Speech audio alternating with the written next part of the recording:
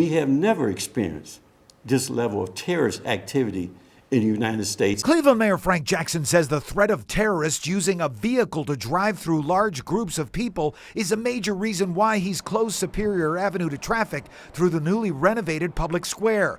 Jackson, responding after his decision to close this stretch of Superior, generated this letter from the Federal Transportation Administration, telling RTA it will now have to pay back $12 million because the closing is a violation of its agreement with the federal government. Look, we don't want RTA to be fined, but I don't want 20, 30, 40, 50 people to be run over by a vehicle. But everything he said, as far as I'm concerned, is smoke and BS. But the transit union representing RTA bus drivers believes the mayor is using the threat of terrorism as an excuse.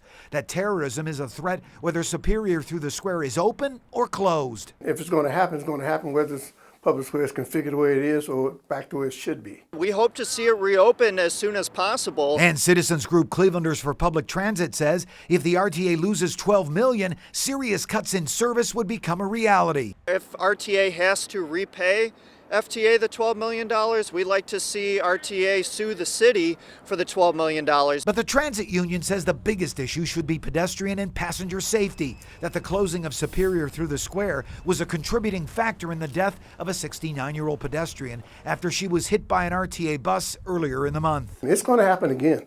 Just as sure as you're standing here and I'm standing here, it's going to happen again.